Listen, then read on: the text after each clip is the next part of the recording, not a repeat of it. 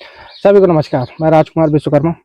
जैसा कि आप सभी जानते ही हैं कि सोशल मीडिया एक्टिविस्ट होने के साथ साथ हमें दो चीज़ों पर जो है तो बड़ा इंटरेस्ट होता है भाई, जिसको आज पूरी दुनिया देखना चाहती है। चाहे ऐतिहासिक धरोहर की बात हो, जिसको हम यह कह सकते हैं कि हिस्टोरिकल प्लेसेस को लेकर के, और दूसरी तरफ पॉलिटिकल मुद्दे जो कि लगातार चल रहे हैं कहीं ना कहीं पर, और राजनीतिक विश्लेषण भी लगातार चल रहा होता है। तो ऐसे में कुछ न कुछ बातें लगातार उठ करके चली आती हैं।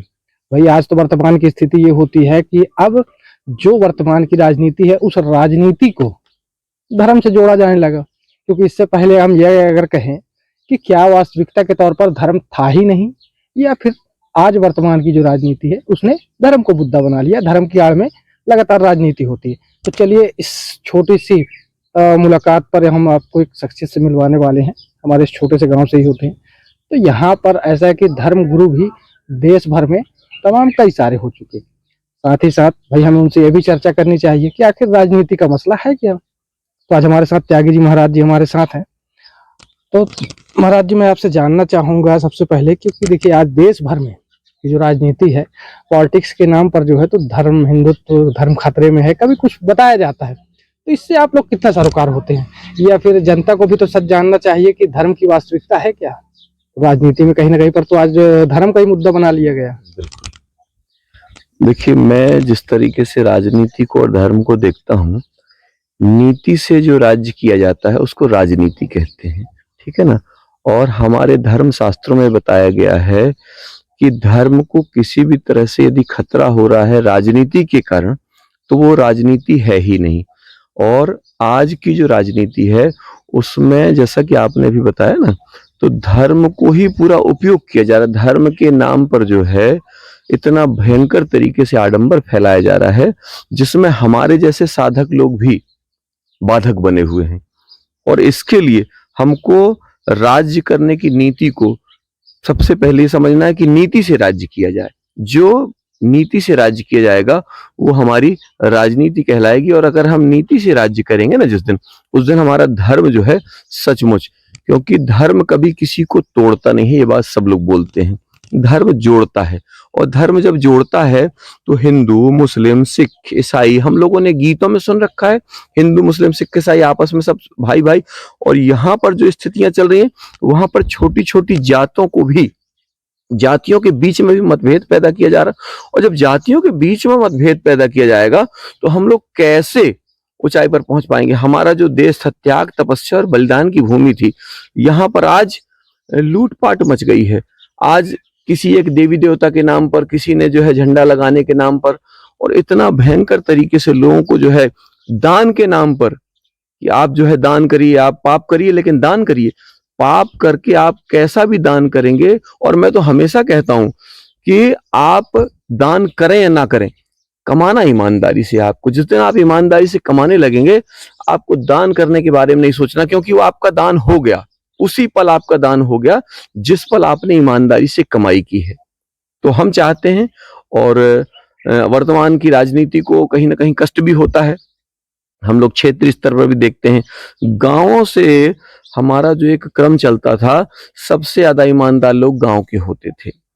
आपको एक बहुत छोटी सी बात बताऊंगा, अंदर की बात है जो मैं देखता हूं, क्योंकि हम गांव में किसानों से भी देखते हैं। किसान के घर से कोई भूखा नहीं जाता था, ये धर्म है। आज किसान अपनी धान में, अपनी गेहूं में मिट्टी और पत्थर मिलाकर के दुकानदार को बेचने आते, ये अधर्म है। दुकानदार अपने लाभ के लिए किसान से खरीद लेता है, उसको वो जो क्वालिटी चेक करने वाले होते हैं उनको भी वो जो है ना पैसे दे करके, और अपने मन का रेट बना करके प्रयास करता है। बड़ा कष्ट होता है। किसान जिसके घर से कोई भूखा नहीं जाता था। और आपको एक बात और जानकारी, आप भी कहीं ना कहीं गांव क्षेत्रों से जुड़े हैं, कि वस्तु विनिमय था हमारे भारत में। आप चूंकि इतिहास की बात भी करते हैं, तो हमारे देश में वस्तु विनिमय था कि आप किसी के यहाँ सब्जी लेकर के जा रहे हैं, आपको नोट ले जाने की जरूरत नहीं थी। आप गेहूं लेके जा रहे हैं, पहले दुकानों में भी ये होता था। तो ये सब इसलिए होता था कि एक चीज मैंने देखी है, नोट, वोट और खोट, ये जब से तीन चीजें हमारे समाज में प्रभावी हो गई, हम लोग अर्थवाद पर काम करने लगे। हमारा रिश्तेदार भी आजकल क्या होता है मालूम, जो ज्यादा पैसे वाला रिश्तेदार है हम उसको ज्यादा महत्व देते हैं, जो गरीब है उसको हम लोग कम महत्व देते हैं। हमारे घर में झाड़ू लगाने वाले को दूसरा भोजन दिया जाएगा, फूल में पानी डालने वालों को दूसरा भोजन दिया जाएगा, और अपने रिश्तेदारों को इनको अलग दिया जाएगा। तो मैं तो ये कहता हूं कि अगर हम लोग समानता की बात करते हैं और सब में जब हम लोग भगवान देखने की बात करते हैं, तो ये भेद क्यों? हमारे आश्रम में भोजन, शिक्षा और संस्कार, चिड़ियों के लिए भी वही भोजन है जो मेरे लिए है। जो मैं खाऊंगा वही आपको खिलाऊंगा, जो आप खाएंगे वही मैं खाऊंगा, और ये धर्म मानता हूं। हम जिसमें बिल्कुल बिना भेद सबको परमात्मा के रूप में देख रहे हैं, उसको मैं धर्म मानता हूं। लेकिन ये जो आज एक वैकल्पिक तौर पर जो राजनीति का जो हिस्सा बन गया, क्योंकि देखिए अब राजनीति में तो अब ऐसा हो गया कि पहले सन्यासी त्यागी लोग आश्रमों में रहा करते थे, अब सांसदों और विधायकों की कुर्सी पर भी हैं, उसके लिए क्या कहना चाहेंगे? देखिए, आज अगर संसद में अच्छे लोग बैठे हैं या राजनीतिक स्थानों पर जो कुछ धर्म से जुड़े हुए सन्यासी, साधक, बहुत सारे लोग बैठे हैं, नाम बिना किसी का लिए, किसी राजनीतिक पार्टी का नाम लिए मैं ये बात कहना चाहूंगा कि आज भी अच्छे लोगों की कमी नहीं है, लेकिन वो ऐसा लगता है कि वहां जाने के बाद में कुछ वातावरण कुछ वहां का ऐसा है कि वो उनको अट्रैक्ट कर देता है और उसमें वो लिप्त होने लगते हैं, जबकि वो जाते सुधार के लिए हैं। कई बार मुझसे भी लोग बोलते हैं, बोले बाबा जी अगर आप राजनीति में जाएंगे तो पहला तो यह कि मुझे राजनीति में जाना नहीं है, लेकिन अगर कोई ऐसी परिस्थिति आती है तो लगता है हम वहां जाकर क्या करेंगे, ये तो प्रकृति तय करती है सारा कुछ, है ना, क्योंकि संकल्प हमारे होते हैं, लेकिन वातावरण में, चूंकि आप जैसे ही बताते हैं, हम लोग एक धर्म की बड़ी अच्छी बात बताते हैं, कहते हैं श्रवण कुमार भी जो है भटक गए थे, अपने माता पिता को कांवर में लेके गए, लेकिन उनको एक चारा होता है, ऐसा लोग बताते हैं, उस चारे को जैसे उनके पैरों ने स्पर्श किया और वो चारा जो है टच करते ही उनकी बुद्धि बदल गई और वो जो सेवा भाव से विमुक्त हो गए। तो कहीं ना कहीं ऐसा लगता है कि जो लोग गए हैं। अच्छा, एक बात और यहाँ पर बहुत महत्वपूर्ण है जो मुझे लगता है कि राजनीति में जो हीरो हीरोइन पॉपुलैरिटी के आधार पर जो टिकट दे दी जाती है, ये भी कहीं ना कहीं जो है गड़बड़ है। आप और देखा जाता है इस क्षेत्र में किस जाति का महत्वपूर्ण योगदान है, उस व्यक्ति को वहां पर टिकट दे दी जाती है। क्यों? वहां पर यह नहीं देखा जाता है इस व्यक्ति को इसके कार्य क्षेत्र में कितनी महत्ता के साथ वो व्यक्ति कर रहा है, इसने किस चीज को महत्वपूर्ण स्थान दे रखा है। यदि उसने उस चीज को महत्वपूर्ण स्थान दे रखा है, उसको टिकट मिलनी चाहिए। किसी भी ऐरे गहरे किसी भी हीरो को, हीरो मतलब आज हीरो का स्वरूप बदल गया। अरे असली हीरो साधक है, तपस्वी है, त्यागी है, जो लोग अपना त्याग करके बलिदान करके बैठे हैं। हम लोग भूखे रह रह के हमने बेल पत्र खा करके इस स्थान में, जिस स्थान को आप थोड़ा सा कहीं ना कहीं डेवलप, ये ईंट भी रखी, अगर आपको ईंट दिख रही है कुछ नहीं थी, अगर ये आसान दिख रहा कुछ नहीं था, आज ये स्थान बहुत लंबे समय से वर्षों से यहाँ पर बैठे हुए। यहाँ पर पानी पीने की व्यवस्था नहीं होती थी, लेकिन इसके बाद भी अगर हमारे पास में 1 लीटर पानी रखा है ना, तो हम उसमें 2 बूंद पानी जीभ में डालते थे और लगता था कोई आया तो इसको पानी पिलाना पड़ेगा। और बार बार हमको इस धरती पर गर्व होता है। गौ माता के नाम पर आज देखिए हम लोग एक्सपोर्ट के लिए लाइसेंस हमारी सरकारें देती हैं और बोलते हैं कि पब्लिक नहीं चैतन्य है। पब्लिक चैतन्य नहीं हो पाएगी क्योंकि आप आज गुटखा, शराब, मैं इस विषय पर बोलना नहीं चाहता था, लेकिन पता नहीं क्यों आपकी एक सकारात्मक जो विचार शैली उसके कारण ये बात मैं जो है बोलना चाहूंगा। टैक्स के नाम पर हमारी सरकारें आज कह रही हैं कि आप कहीं से भी कुछ भी कमाई, आप अगर हमको टैक्स दे देते हैं तो आप ईमानदार हो जाते हैं। ऐसा क्यों? आज गुटखा, बीड़ी, सिगरेट की कीमत इतनी भयंकर हो गई और बोला जा रहा है कि आप बेचो लेकिन टैक्स दो हमको। ये इससे बड़ी चोरी और क्या होगी? अरे सरकारें चोरी करना सिखा रही हैं, और अगर हमारी सरकारें चोरी करना सिखाएंगी, आज शिक्षा पर कोई बोलने वाला नहीं है। शिक्षा हमारी इतनी गंदी व्यवस्था हो गई है। शिक्षकों से यदि बात करिए, मैं कुछ विद्यालयों में भी जाता हूं, मैं विद्यालयों में जाकर के शिक्षकों से बात करता हूं कि यदि हम हमेशा कहते हैं अपनी जन्मभूमि को स्वर्ग जैसा बना दीजिए, हर बच्चे को रामकृष्ण जैसा बनाए। हम लोग जो है वहां पर भी भेद पैदा करने लगे, वहां पर भी हम लोगों ने जाकर अश्लीलता पैदा कर दी। आज स्कूलों में आप देखिए हाफ ड्रेसेस का कोटा आ गया। क्यों? हम हमेशा कहते हैं गंदे गाने आधे कपड़े देश की नाक कटाएंगे, हम त्यागी जी के बच्चे हैं, दुनिया को समझाएंगे। अगर आज मुझे लोग क्रांतिकारी बाबा जी हैं ऐसा कहते हैं, आप जो है क्या करना चाहते हैं, मैंने कहा मैं सदमार्ग पर ले जाना चाहता हूं। मैं देखिए बिल्कुल सरल साधक हूं। मुझे ना तो कहीं कोई मार्केट वैल्यू बढ़ानी है मुझे, है ना मुझे कोई सब लोग जाने, मेरे विचारों को सब लोग जाने, ये जरूर चाहता हूं। आपसे मैं यदि मुझे बहुत आवश्यक काम से जाना था, आपको बताया मैंने, लेकिन इसके बाद भी आपके विचारों में लगा कि आप जिस चीज को परोसना चाह रहे हैं, इसलिए लगा कि वहां पर मैं कथा में जाकर भी इसी बात को करता हूं, और उसको कथा पर जाकर मैं वही बात करूंगा तो वो कम लोगों तक पहुंचेगी, वहां 200-400-500 लोग होंगे, ठीक है ना। लेकिन आपके माध्यम से वो चीज जो है पूरे भारत में और विश्व में जाएगी। और मैं तो कहता हूं हर व्यक्ति अपने जन्मभूमि को राष्ट्र में और राष्ट्र कल्याण के लिए जानी जाए, उसकी जन्मभूमि, ऐसा प्रयास करें। विश्व पटल पर अपनी जन्मभूमि को लोग रखें। अभी अयोध्या मुद्दा चल रहा था, मैं बिल्कुल इसको बेझिझक होकर कहना चाहूंगा कि जितने अयोध्या जाने वाले लोग हैं, आज अयोध्या में जेब नहीं कट रहा है क्या? इतने वर्षों से हमारा जो राम मंदिर था, चलिए आज मंदिर बन गया, बहुत अच्छी बात है, बनना चाहिए। अरे हम तो कहते हैं कि हर गांव में अयोध्या जैसा राम मंदिर बन जाए ना, कृष्ण मंदिर बन जाए, मुस्लिमों के लिए मस्जिद बन जाए, चर्च बन जाए, गुरुद्वारे बन जाए, जितने भी धर्म के लोग हैं, जैसे भी लोग हैं, जैसा आज आर्मी में होता है कि वहां पर किसी को धर्म बदलने के लिए नहीं बोला जाता है, वहां पर कहा जाता है कि आप जिस धर्म के हैं अपने धर्म के हिसाब से आप पूजा करिए। कोई और धर्म आस्था का विषय है, धर्म जो है इसका विषय नहीं है कि आपने कह दिया कि ये यीशु को मानते हैं तो ये गैर धार्मिक। और मैं एक बात और कहना चाहूंगा आपसे कि हम जब तक हृदय परिवर्तन की बात करेंगे तभी हम लोग धार्मिक हैं, और हमने जैसे ही धर्म परिवर्तन की बात कर दी तो हमसे बड़ा अधार्मिक कोई नहीं है।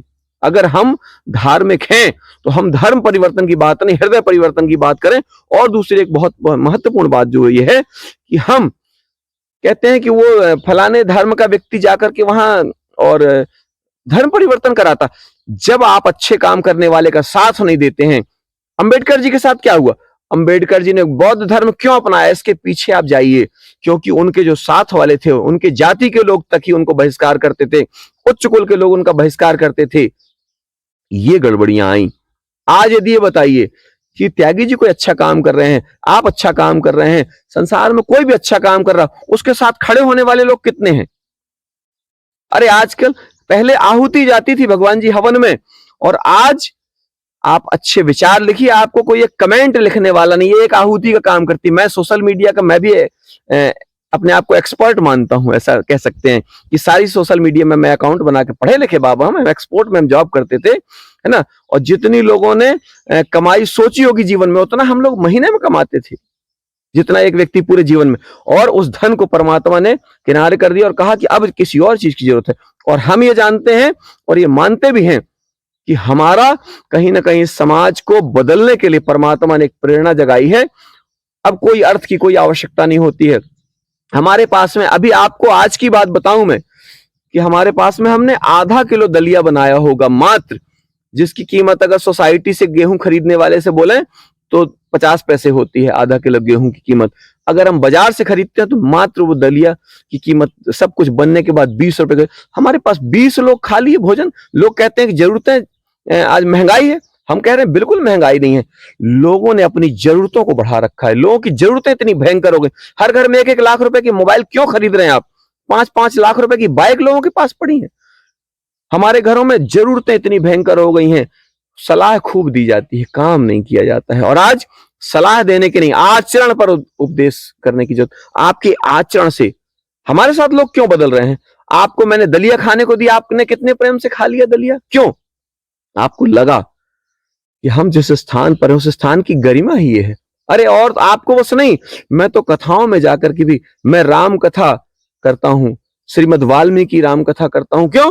कि रामायण का जन्म दर्द से हुआ था और आज लोगों के प्रेम, सत्य, सद्भावना सब खत्म हो गया। सत्य, प्रेम, सद्भाव, समर्पण के लिए हम लोग जाने जाते थे।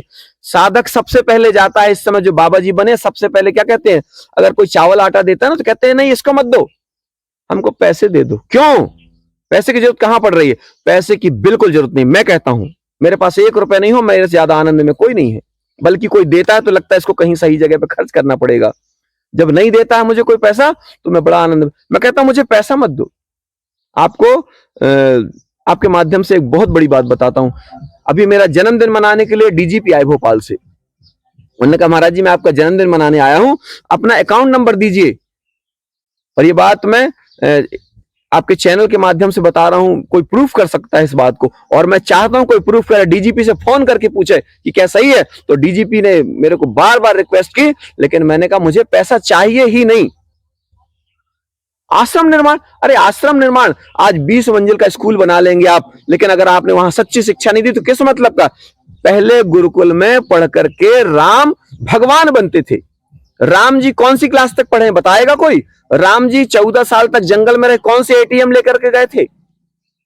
अगर मैं क्रांति भी करना चाहता हूं तो राष्ट्र निर्माण के लिए, लोक मंगल के लिए, मेरा कोई स्वार्थ नहीं है।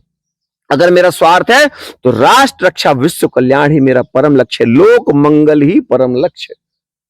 और जब लोक मंगल परम लक्ष्य, आज दहेज को लेकर के बहुत बहुत महंगाई है, हमने दहेज को लेकर के क्रांति की, हमने वृक्षारोपण को लेकर क्रांति की, गौ सेवा को लेकर, बुजुर्गों को लेकर, महानदी मैया को लेकर, नदियों के लिए लोग जो है लाइसेंस दे रहे हैं, 2-2 करोड़, 50-50 करोड़, 100-100 करोड़ की नदियां बिक रही हैं। और जब बात करिए आप उनसे तो क्या कहते हैं कि हम नदियों का संरक्षण करना चाहते हैं, प्रकृति का संरक्षण करना चाहते हैं।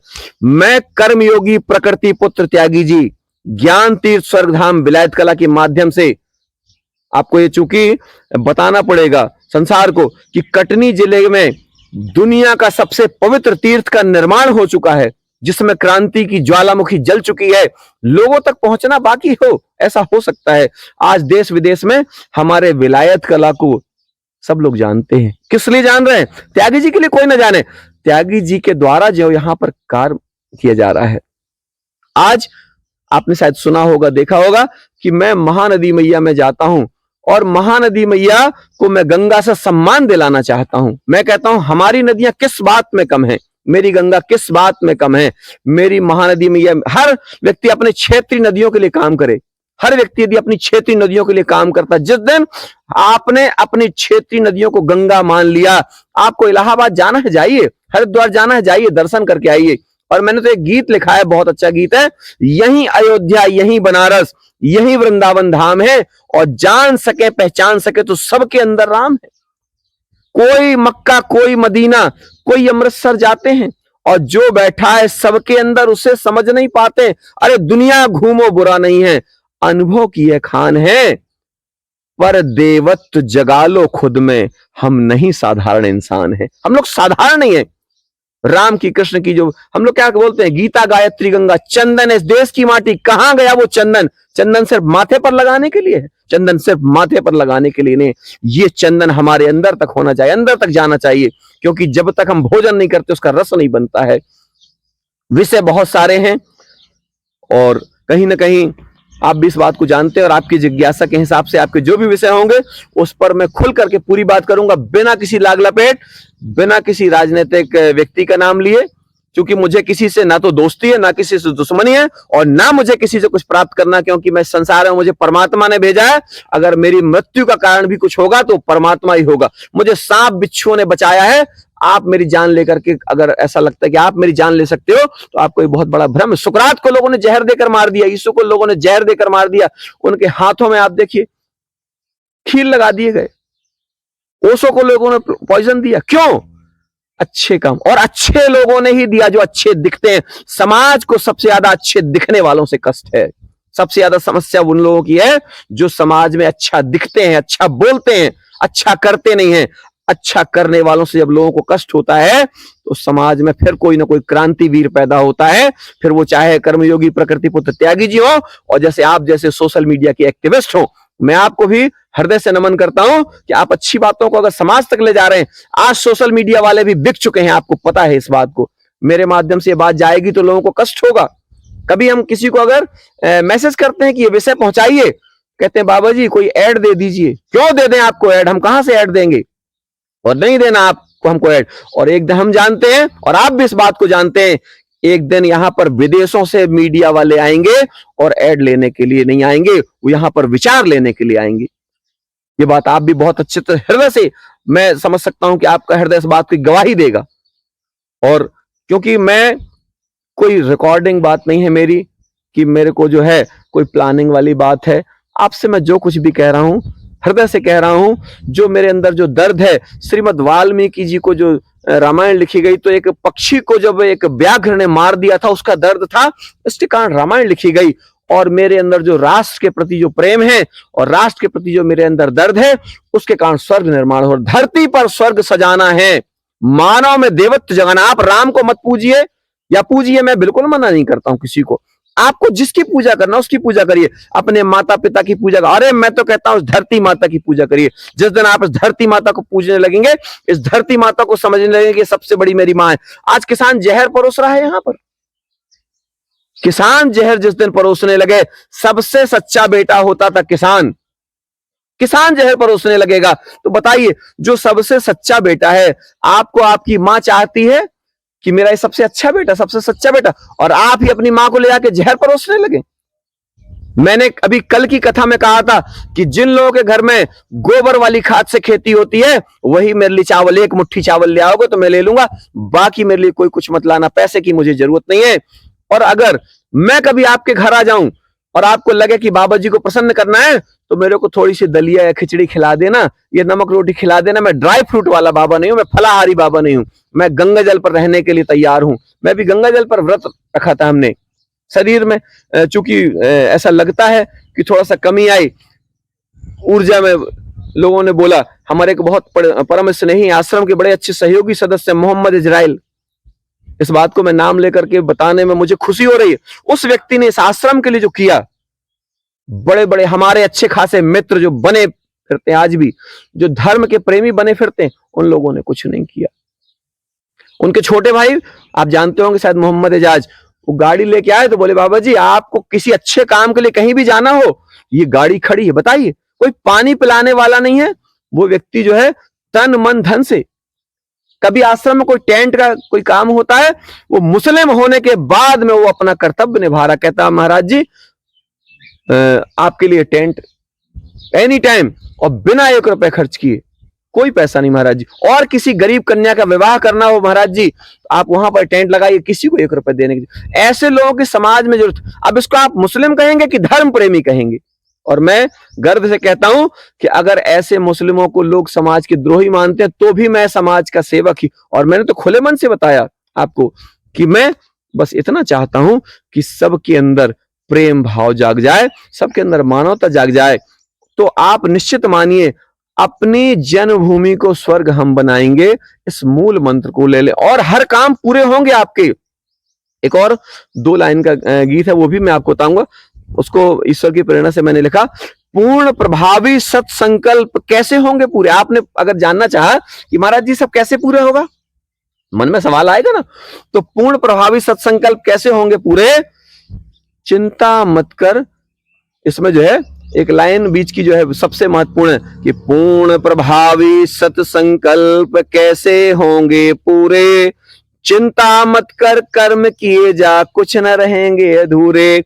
सोच सदा सच्ची हो, भावना अच्छी हो, ईश्वर हरदम साथ खड़ा है, बस चल धीरे धीरे। ठीक, चूंकि कहीं ना कहीं काफी बड़ा गीत है, अभी आपको भी जब समय लगेगा तो आप जो भी विषय इसमें चाहेंगे, लगभग मैंने 100 गीत लिखे हैं या मुझसे लिखवाए गए हैं, ऐसा मान लीजिए आप। और एक और बहुत छोटी सी लाइन है, वो रामायण तो पढ़ते हैं पर राम को नहीं समझते हैं। हम लोग रामायण को, आज कथा प्रवचन खूब हो रहे हैं, हर गांव में इतनी कथाएं हो रही हैं, आप देख रहे हैं। परिवर्तन क्यों नहीं हो रहा? परिवर्तन इसलिए नहीं हो रहा क्योंकि जो कथा सुना रहे हैं वो सबसे पहले कहते हैं कि बिना पैसे की कथा नहीं हो पाएगी। मैं कहता हूं मेरी कथा में मात्र 10 रुपए का खर्च होता है, एक दिया जलाना है आपको रोज। बस जब भी आपको मेरी कथा सुनना हो, मेरी मतलब परमात्मा की, जिससे परमात्मा बना जा सकता। मैं तो कहता हूं कि मैं राम कथा करता हूं ना, तो राम बनाने के लिए करता हूं कि हर घर में राम जैसी संतानें बने। माताओं से मैं कहता हूं कि माता मदालसा को पढ़ो, माता मदालसा को सुनो।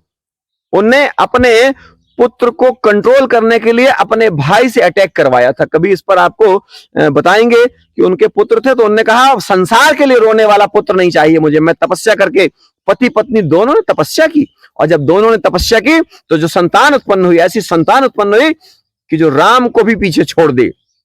किसी एक बड़े विद्वान महिला ने खबर भेजी कि त्यागी जी जो काम कर रहे हैं, काम तो अच्छा है, लेकिन सब कोई गौतम बुद्ध नहीं बन सकता है। तो मैं आपको आपको भी बताना चाहता हूं और आपके माध्यम से संसार को, पूरी दुनिया को बताना चाहता हूं कि गौतम बुद्ध अंतिम लक्ष्य नहीं है, गौतम बुद्ध से भी ऊपर जाया जा सकता है। और जिस दिन गौतम बुद्ध से ऊपर जा सकता है, ये बात आपको पता चल, आपको बता दी, बांध दिया जाता है आपको, बस आप इसके आगे नहीं जा सकते। नहीं, आप तो राम से भी अच्छे बन सकते हैं, आप कृष्ण से भी अच्छे बन सकते हैं। आप रावण को मारने की बात करते हैं, अरे आप पहले अपने आप को पकड़ लीजिए, खुद को रोज सुधारो, खुद को रोज निहारो। जिसने खुद को रोज सुधारने और खुद को रोज निहारने की बात कर ली, उस दिन संसार बदल जाएगा। सृष्टि आपकी जैसी दृष्टि वैसी सृष्टि, और आप आनंद में। कटनी से प्रकाश भौमिया जी बहुत अच्छे व्यक्ति हैं, जो समाज में बहुत अच्छे काम करते हैं। कभी आप कटनी जाएं अगर, तो उनसे जरूर मिले। वो समाज में बहुत अच्छा एक संदेश देना चाहते हैं और वो अच्छे कामों के लिए प्रेरणा देते हैं। हमारे आश्रम में एक बहुत पवित्र आत्मा जो आप आज की डेट में IAS हैं, विशेष गढ़पाले जी, आपने उनका नाम भी सुना होगा। बहुत ईमानदार अधिकारी, वो कहीं ना कहीं वैचारिक रूप से भी जो है आश्रम के प्रति उनका समर्पण है, उनका आना नहीं होता है। हमने उनको महानदी मैया के पूजन के लिए भी बुलाया है ना। तो आश्रम में कुछ जो संरक्षक के रूप में है, बहुत ईमानदार लोग हैं। आपने सुना होगा SP गौरव तिवारी थी कटनी में, जिनने पूरा जो है तहलका मचाया। तो ऐसे मैंने ईमानदार लोगों को संरक्षक बनाकर रखा कि अगर मैं कुछ गलत कर रहा हूं तो आप मुझसे बोलिए कि त्यागी जी आप तो लोगों को सुधारने निकले थे और आप खुद ही गड़बड़ कर रहे हैं। और मैं चाहता हूं कभी आपको लगे कि महाराज जी यहां पर गड़बड़ हो रहा है, तो हाँ बिल्कुल हो रहा है, तो आप बताइए कहां परिवर्तन करना। मैं परिवर्तन करने के लिए तैयार हूं, लेकिन राष्ट्र का परिवर्तन कैसे होगा, जिस किसी भी मद से होगा, जैसे भी होगा। हाँ, उसके लिए मुझे मालूम है कि माँ जब बच्चे को दूध पिलाती है ना, भूख लगती है, उसके मुंह में नोट नहीं डालती है कि बेटा ले 100 का नोट डाल दे तो भूख खत्म हो जाए तेरी। तो इतना पता हो गया मुझे कि अगर किसी को भूख लगती तो उसको भोजन चाहिए, और ईमानदारी के राह से कमाइए। हम सबसे ये संदेश देना चाहेंगे कि आप ईमानदारी से कमाएं, बहुत अच्छा रहेगा। कम उपयोग करें, ईमानदार रहें। बहुत बहुत धन्यवाद महाराज जी, क्योंकि सामाजिकता के तौर पर कहीं ना कहीं पर आज जो राजनीतिक विश्लेषक हों या फिर राजनीति से जुड़े हुए लोग हों, फिर चाहे राजनीति के ही धर्मगुरु हों, क्योंकि आज हिंदुत्व को लेकर के, सनातन धर्म को लेकर के तमाम कई सारी चीजें पब्लिकेशन होती हैं। और यहाँ पर अब तो राजनीति में जब धर्म ही घुस गया तो धर्म का मुद्दा लगातार चल रहा है और उसी को लोगों ने वोट बैंक बना लिया। तो अभी हालांकि जो हमारे सामने कुछ बातें हैं तो उनसे बहुत कुछ सीखा जा सकता है और समझा जा सकता है। तो भाई अब ये तो हमारे ऊपर तय करता है कि हम क्या सीखते हैं और क्या समझ पाते हैं, क्योंकि अब हमारे देश की आज़ादी के 75 वर्ष खत्म हुए, 76वें वर्ष को भी धीरे धीरे हम देख पा रहे हैं। तो इसके साथ हालात और हालात के साथ राजनीति, राजनीति के साथ धर्म, तो इन सब चीज़ों पर हमें थोड़ा सा गौर करना चाहिए कि बातें आखिर हमारी जा कहाँ रही होती हैं। तो चलिए ऐसी कुछ खास चर्चाएं, कुछ खास मुलाकात लगातार यूं ही चलती रहेंगी। मैं राजकुमार विश्वकर्मा, धन्यवाद।